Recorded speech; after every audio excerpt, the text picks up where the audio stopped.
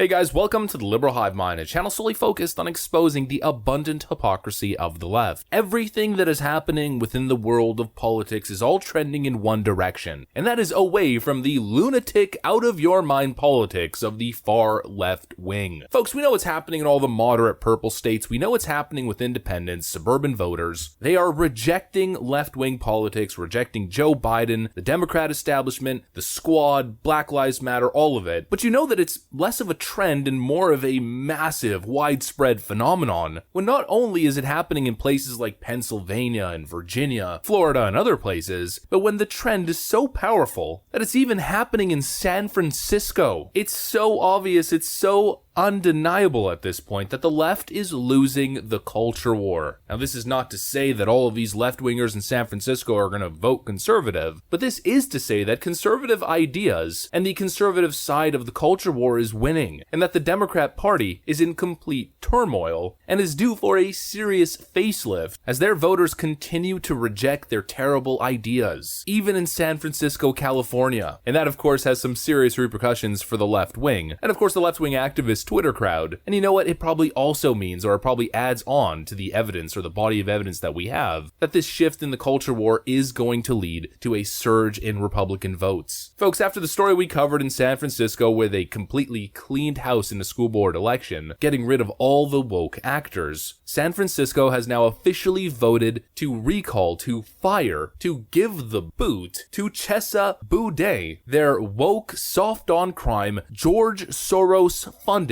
district attorney, in a unanimous supermajority vote. The left is losing the culture war, and let me show you exactly what I mean by that. We've got some stuff to get into, but of course, before we get into any of it, please make sure to leave a like, a comment, subscribe, share the video as much as possible. We are still shadow banned by the YouTube algorithm, hidden from non-subscribed viewers. And with that out of the way, let's roll the tape. Alright folks, so here it is. We've got this piece from the San Francisco Chronicle. Chesa Boudin, or Boudin, I don't know if it's French or not, ousted as San Francisco district attorney in historic recall. San Francisco voters overwhelmingly voted to remove district attorney. I had to pause the recording to see how the news is calling him. They're calling him Chesa Boudin. So District Attorney Chesa Boudin from office on Tuesday, favoring a recall effort that argued his progressive reforms were too lenient and made the city less safe. Boudin, or Boudin, trailed by about 20 percentage points Tuesday evening according to the latest figures from city election officials. Around 60% of San Franciscans who cast ballots voted to recall him. Boudin, I'll just keep saying his name differently, will be removed from office 10 days after the Board of Supervisors formally accepts the election results. The city's more moderate mayor, London Breed, will choose his immediate replacement, and voters will elect a new district attorney in November. Even in progressive San Francisco, it is undeniable. The soft-on-crime policies, the enabling of homelessness and public substance abuse, the seemingly hands-off approach when it comes to protecting San Francisco law-abiding tax-paying citizens and small businesses, allowing an epidemic of blatant robbery. I mean, the amount of videos that we've seen in San Francisco of small businesses and convenience stores and Walgreens not just being robbed or thieves coming in and taking a candy bar and a soda, being ransacked. Dude, look at that. Oh my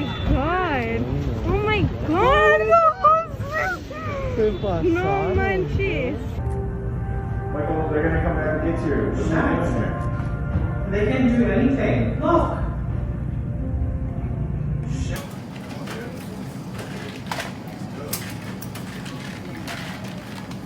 Pieces of shit. Hope you overdose. Pieces of shit.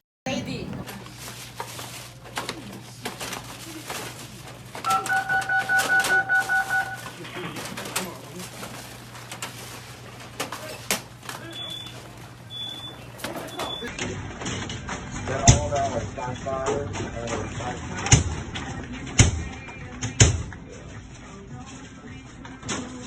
they're all like really.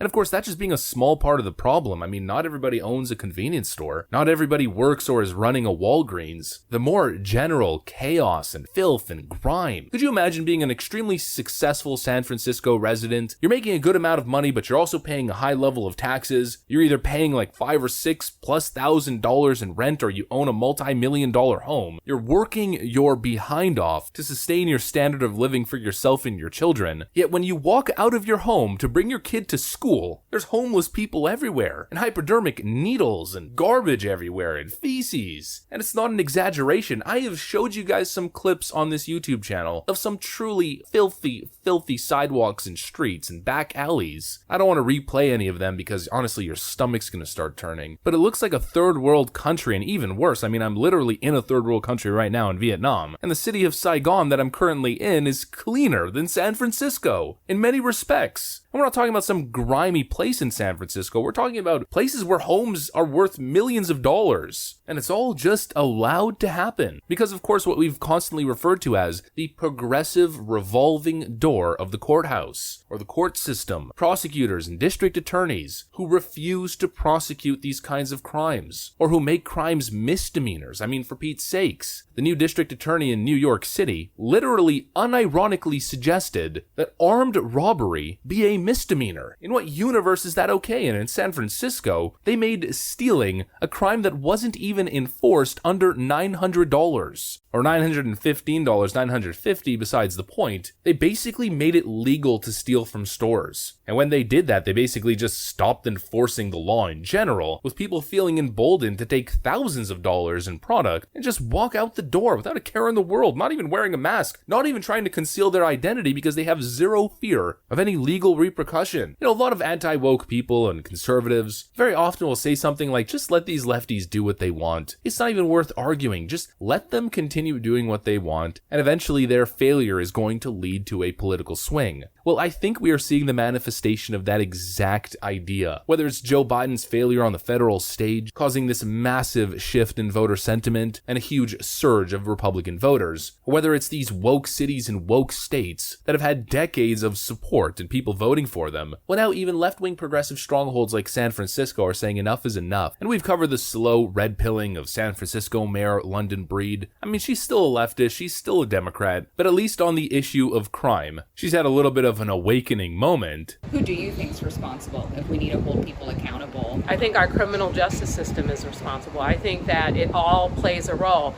Our police officers, if you look at the record of what's been happening in the city, in almost every case, they have made arrests. So it's up to the district attorney to prosecute. It's up to the courts to also hold people accountable. And something is missing here, and a ball is getting dropped. I hear that. And it's time that the reign of criminals who are destroying our city, it is time for it to come to an end. And it comes to an end when we take the steps to be more aggressive with law enforcement, more aggressive with the changes in our policies, and less tolerant of all the bullshit that has destroyed our city. We are going to turn this around, and now the priorities we need to make must be to protect them, must be to turn things around in their neighborhoods. When you are in a room full of people, I would say probably anywhere between 90 and 95% of folks could raise their hand and say that either their car has been broken into, or they've been a victim in some capacity or another. That is not okay. That is not acceptable. And really on this cultural issue in general, the Dems have taken a massive L. You know, after years of attacking police officers and pushing all of their woke ideas when it comes to community safety, and calling conservatives radicals who are supporting and uplifting a system of white supremacy, well now even the New York Times is reporting the Democrats are facing pressure on crime from a new front, their own base. Not long ago, the party was focused on police reform, but rising fears of violence, especially among communities of color, have led candidates to change change course. So what I've been saying for a long time, folks, Democrats are not going to be able to run from their soft on crime policies, their abolish and defund the police stance and activism. They are not going to be able to run away from it. And the current political trend, well, it pretty much spells doom for Democrats, especially in metropolitan and inner city areas. And that is worst case scenario, considering they are fighting for every single district they can get to stop the bleeding ahead of 2022. If things continue this way, we might even see some very surprising flips, leading to one of the biggest midterm blowouts in decades. A lot of good news these days, huh? That's what I got for you guys, though. If you enjoyed this video, make sure to leave a like, a comment, subscribe, share it as much as possible. I'm gonna get back to work. I want to thank you guys for watching, and I'll see you on the next one.